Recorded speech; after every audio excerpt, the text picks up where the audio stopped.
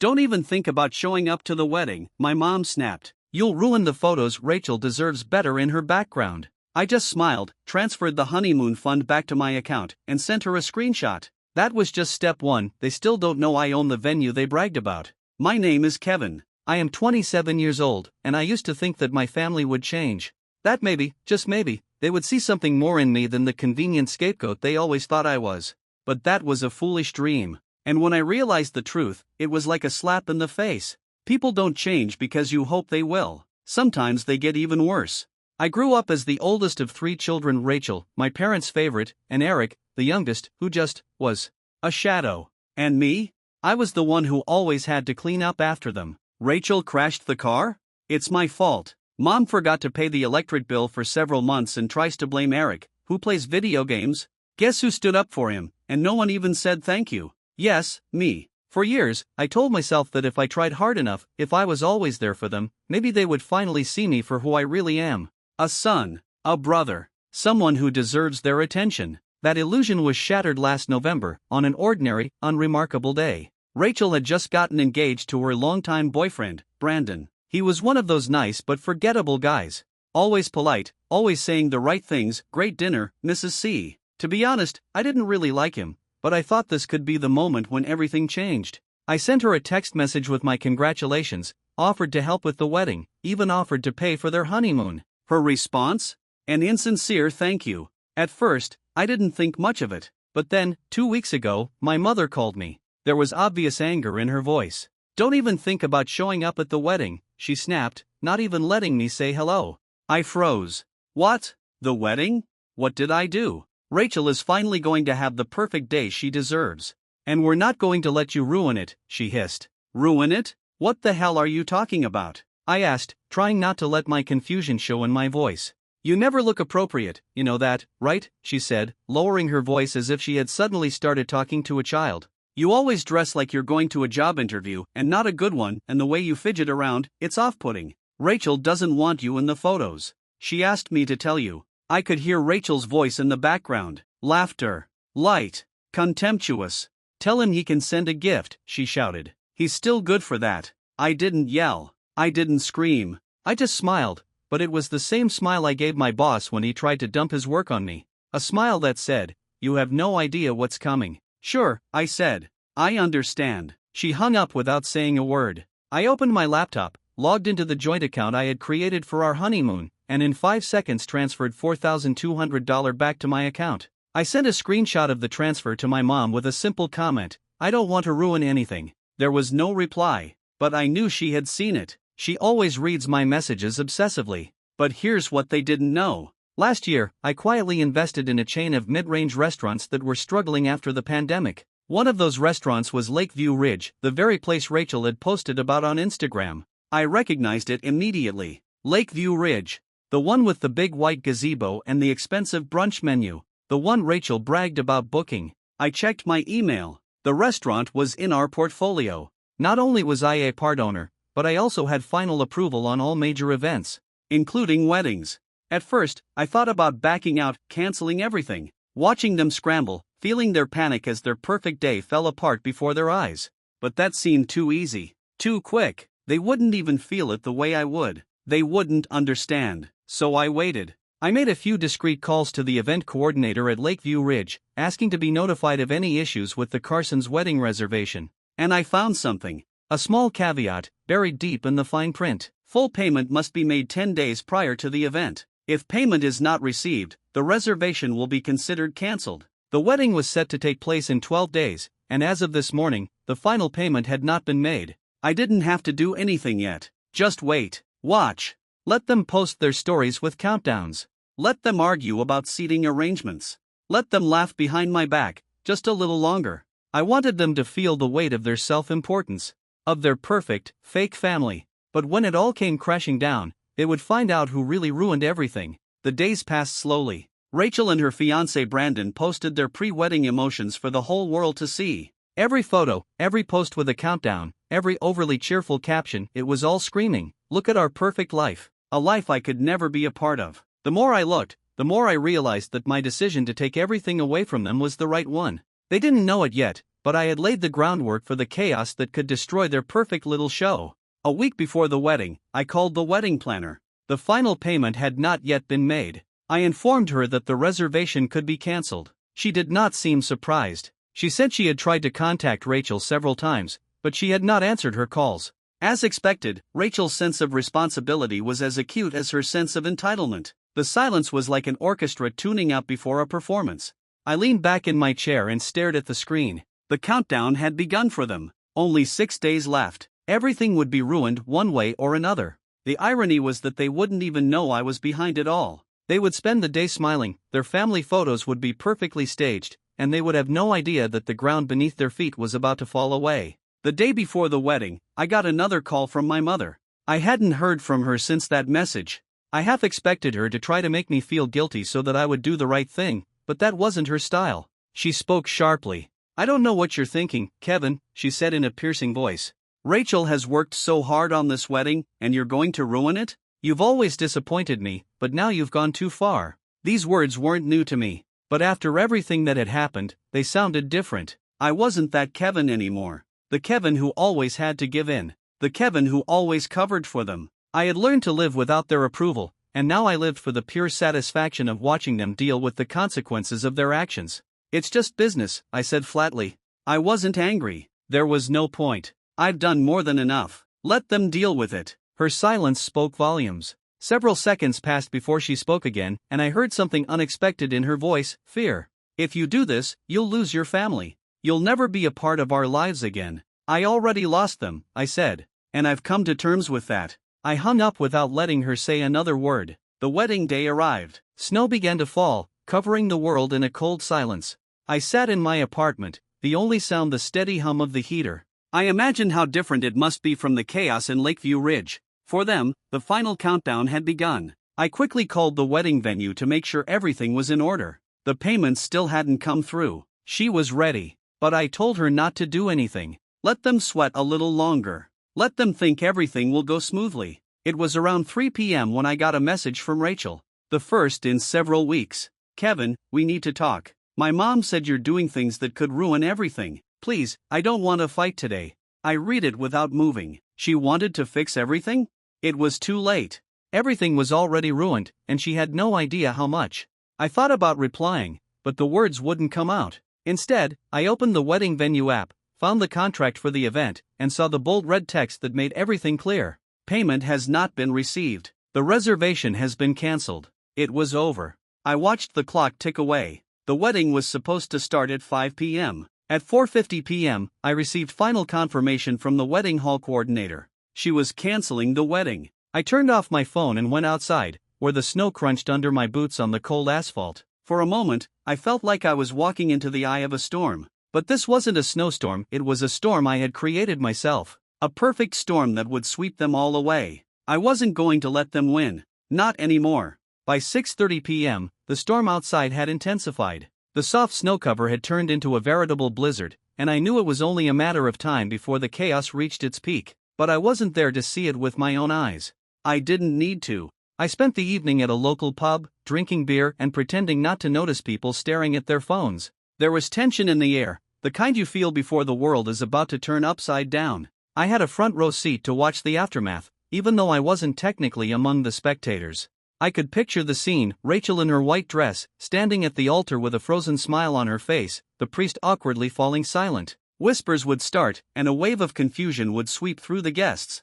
But she wouldn't know yet. Just a few more minutes. She would look at her phone, waiting for a message, hoping that everything was ready, that everything was going smoothly. But it wouldn't be. The message she would receive would change everything. I didn't want to be part of that moment. I didn't need to see her reaction. I already knew. An hour later, I checked my phone. The first message was from the wedding coordinator, her words concise but tinged with pity. "The wedding has been cancelled. I will refund your deposit, but unfortunately, that is all we can do at this time. I am very sorry." I sat there for a minute, letting the news sink in. The hall was packed. The guests were waiting. Rachel had already arrived, in her flawless wedding dress, her eyes shining with the naive confidence that only someone unburdened by reality can have. Her family. My family. Everyone had come, waiting for their moment. They had no idea that the rug was about to be pulled out from under them. I felt no regret. Not for a second. I wasn't angry. I was indifferent. At 9 p.m., my phone buzzed again.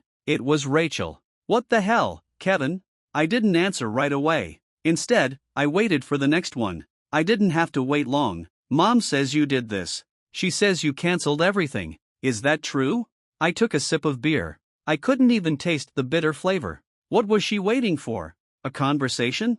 An apology? I thought for a moment before typing my reply. If you're asking if I canceled your wedding, then yes. It's over. She didn't respond for a while. I leaned back in my chair and looked around the room. The pub was packed with people, but I felt like I was in my own world, cut off from everything. Then, at 11 p.m., a third message arrived. This one was different. This time, her words sounded desperate. Please, Kevin. I don't understand why you're doing this.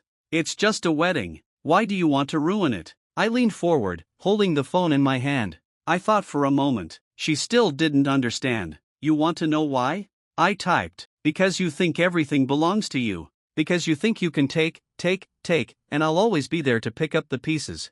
But I'm tired. You didn't even notice me until I stopped playing the role you wanted me to play. I've given enough. Now you have to figure it out for yourself. My finger hovered over the send button for a second. I almost hesitated. But there was no point in holding back anymore. I pressed it. That night, I didn't hear from her, and for the first time in many years, I didn't feel the need to check. I didn't care what the consequences would be. The world had changed, and I had nothing left to prove. The next morning, I woke up to a message from my mother. She didn't waste any time with pleasantries. I hope you're happy now. You ruined your sister's life. I sat up in bed, my hangover mild but bearable. I stared at my phone for a second before typing a reply. You don't understand, do you? You've been using me for years. And I let you. But I've had enough. Money, sacrifices, nothing was ever enough for you. Now you'll see what happens when I stop showing up. I sent the message and didn't wait for a reply. Then the phone rang. My father's number flashed on the screen. I let it ring once before answering. Kevin, his voice was cautious, quieter than usual.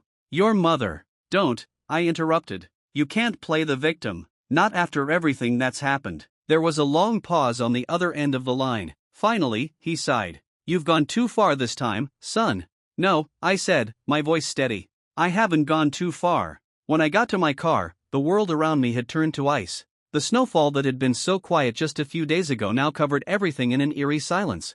I drove to the scene not to see the ruins, but to make sure everything was documented. They couldn't find me. Not now. Not when everything had been decided. When I pulled up, I saw them, the remnants of a cancelled wedding, empty cars lined up like abandoned toys, their owners still sitting inside, waiting for answers they would never get. The hall was closed, but the broken glass and debris at the entrance told me everything I needed to know. The storm had hit them harder than they expected. I felt a small sense of satisfaction watching this from the outside. The family, the perfect illusion, no longer existed. They thought they were entitled to everything I could give them. Now they were left with nothing. The morning after the chaos caused by the wedding cancellation, the world outside seemed subdued. The snow was falling even harder, turning the streets into quiet white corridors. But this silence was not the kind that brings peace. It was the silence that follows a storm, the calm before the next wave. I sat in my apartment, staring at my phone, the vibrations from incoming messages constantly reminding me of what I had done. The number of messages had already reached double digits. Rachel, Mom, Dad, a few random family members who still thought they had the right to text me. But I didn't respond anymore. They didn't deserve a response. They didn't deserve anything from me. The truth was, I was waiting for a confrontation. Hell, I was counting on it. Everything that had happened, the way they had treated me for years, was an invitation for revenge. They just didn't know it yet. The first call came at 9:30 in the morning. It was my dad. His voice was quieter than I expected, almost broken. Kevin, I don't know what's going on, but your mother and we didn't want things to get this far. He paused, as if searching for the right words. You have to fix this. You're not like this. Fix it? I clenched my jaw, listening to the words that had haunted me for so long, the same empty pleas, the same empty promises. Fix it? I repeated, raising my voice. Fix what, Dad? The fact that you made me feel invisible my whole life? Or the fact that you used me like an ATM, always assuming I'd just take it? I'm tired of being your backup. I'm tired of being the one you all turn to when you need something. I heard him exhale slowly into the receiver, as if trying to calm himself. It's not you, Kevin. You've always been there for us. I couldn't help myself, I laughed, a sharp, bitter laugh that felt foreign to my lips. You don't understand, do you?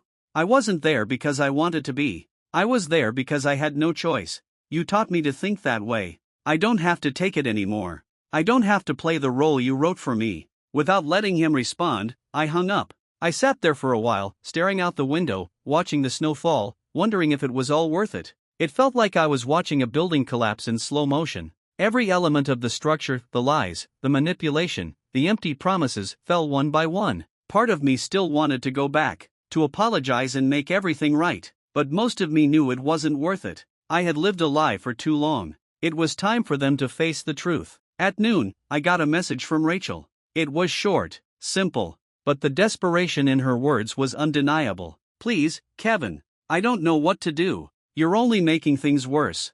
I can't fix this without you. I stared at the message for a long time, weighing all my options. I could just ignore it, or I could let her see the reality I was living in. I decided to do the latter. You're right.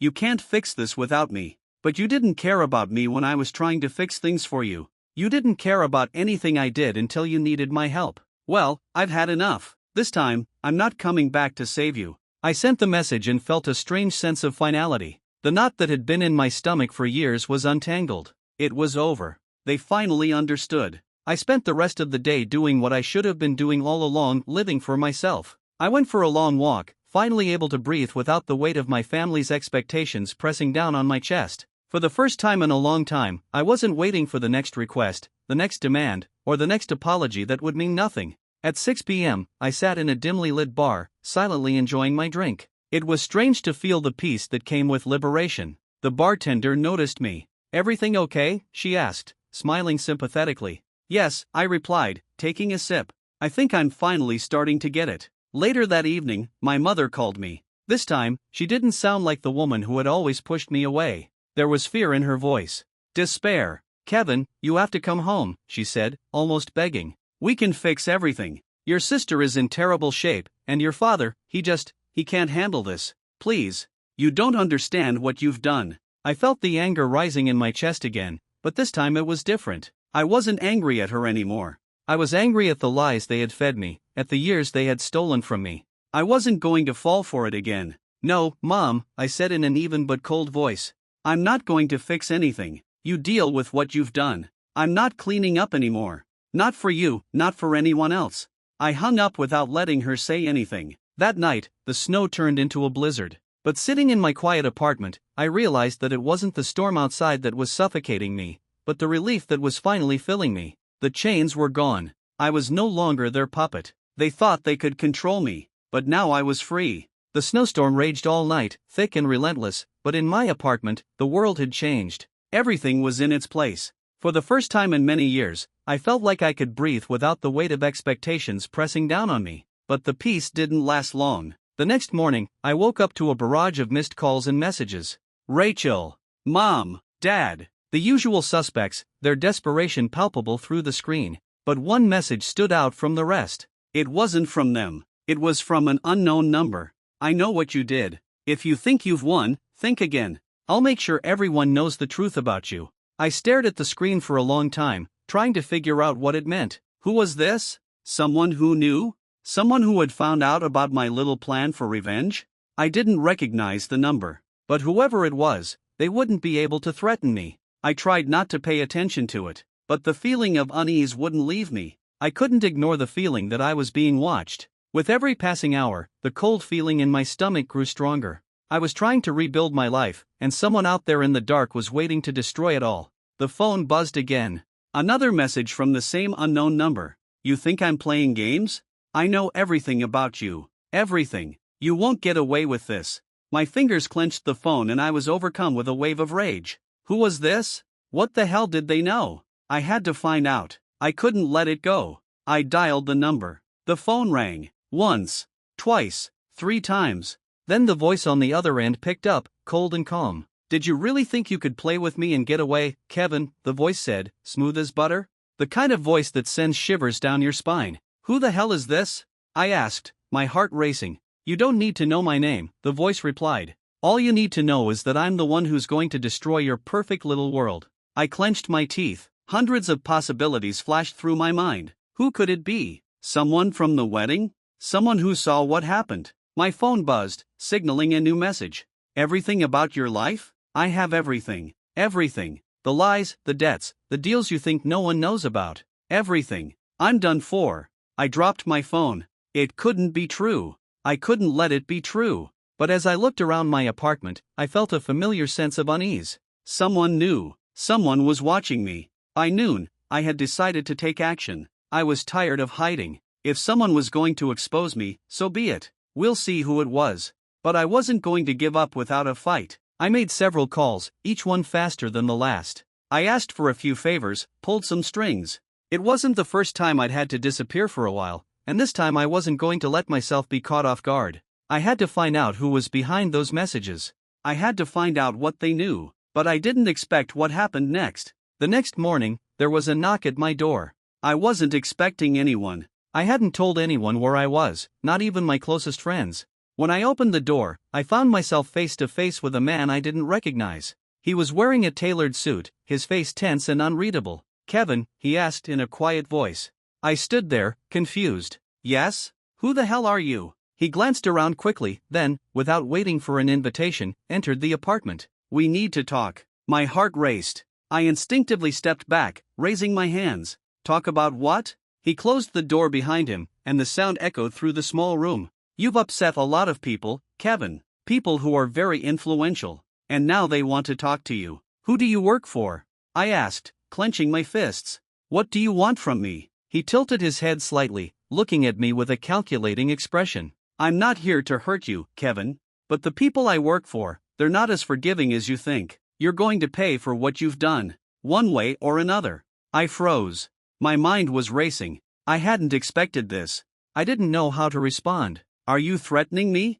"I'm not threatening you," the man replied calmly. "I'm giving you a chance to fix this. Give up your plan. Leave your family alone. Let them deal with their own problems. You can walk away with everything you have. No strings attached." But something in his voice made my heart freeze. He wasn't trying to help me. He was trying to control me, to manipulate me. I wasn't going to give in to that. "No. I've had enough," I said, taking a step back, my voice firm. "This is my life. I'm in charge of it, and no one else is going to tell me what to do. You and whoever is pulling your strings won't make me back down." The man's face hardened. "Fine. You've made your choice." He turned to leave, but before he did, he threw out one last sentence that made my stomach churn. "This isn't over, Kevin. It's far from over." When the door closed behind him, I felt a chill run through me to my bones. Whoever was behind this, they weren't going to back down. But it didn't matter anymore. I had crossed a line of no return. And that was okay. I wasn't going back to who they had made me.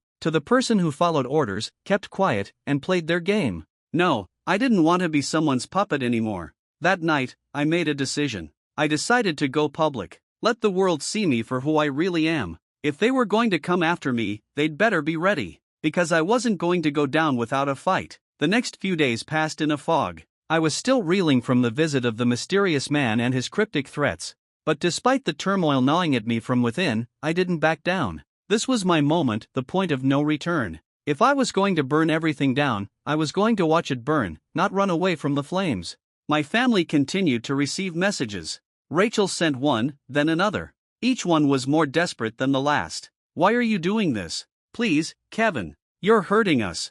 I felt nothing. They were all the same. Every word sounded like an empty echo, a desperate plea for me to become who I used to be, someone who was manipulated, someone who always came running when called. But I wasn't that person anymore. And I wasn't going to let them make me feel guilty into coming back into their lives. I spent the next few days in hiding, thinking about how to hit them where it hurt. I had to be smart. I couldn't just threaten them like they did. They were masters at this game. But I had something they didn't, the truth. The truth about everything, the money, the manipulation, the lies that had been buried for years. All the pieces were in place, scattered across my past like a puzzle I had just begun to put together. And when the time came, I revealed everything. It wasn't long before I got the next clue. The phone rang right after lunch. "Kevin," the voice on the other end was unfamiliar but sharp. "I know who you are. You're not who you think you are. And neither do they." I froze. "Who is this?" I asked. My heart was pounding in my chest, and I was overcome by a familiar feeling that I was being hunted.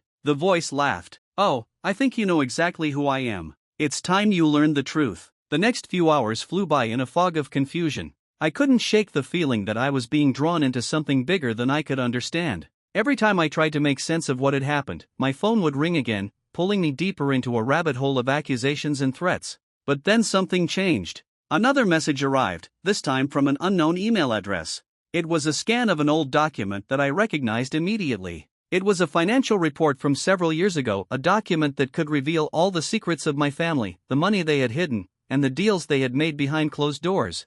I didn't hesitate. I printed it out along with everything else I had collected over the years. All the pieces fell into place, and the truth was so sharp it could cut through the lies. When I was ready to confront them, it was late afternoon. I stood in front of the mirror, trying to calm my breathing. I was no longer the person who had left this family. Now I was different, more determined, even more dangerous. The time for playing nice was over. It was time to make them pay. I arrived at my parents' house just as the sun was setting and the sky was turning orange and purple. I rang the doorbell, and the sound echoed like a hammer blow. When my father opened the door, he looked surprised. He wasn't expecting me, not after everything that had happened. I saw the guilt in his eyes before he even spoke. "Kevin, we need to talk," he said, his voice heavy with uncertainty. "Not today, Dad," I replied, not waiting for an invitation and stepping inside. "Today, you're going to listen." Rachel was sitting on the couch in the living room, her face pale. She looked like she had been crying for hours, her eyes red and swollen. When she saw me, she stood up, but there was no fire in her eyes. No anger, no defiance, just a desperate need for answers. "What is this, Kevin?" she asked, her voice trembling. "What do you want from us?" I placed the stack of papers on the table in front of them. The room fell silent. My father turned pale as he looked at the documents. It was the same financial report I had found earlier, but now it lay before them as proof of everything they had been hiding from me. "I've had enough of your lies," I said calmly, but every word cut through the tension. "Enough manipulation. Enough playing with my feelings. You think you've been in control all this time? Now you'll see what happens when I take the wheel." Rachel looked at the papers, then at me, her lips trembling. "Kevin, we never meant to hurt you. We just wanted everything to be perfect. We wanted to feel like we could have something good for once. You were always the one who could make that happen." I felt my heart turn to stone. "You used me. Every step of the way, you used me. And I let you. But not anymore." My father opened his mouth to say something, but I raised my hand to stop him. "You'll pay for this," I said, staring at him coldly. "Not with money, but with everything you've hidden from everyone. I'll make sure every person in this family knows who you really are." It was late at night, as I was driving away from their house, that I realized the full weight of my actions. I had set the whole process in motion. The consequences were inevitable, but I wasn't afraid. I used to be afraid. I was afraid of their judgment, their control. But now, I was free. I took everything they threw at me and turned it into a weapon. Now all that was left was to watch everything fall apart.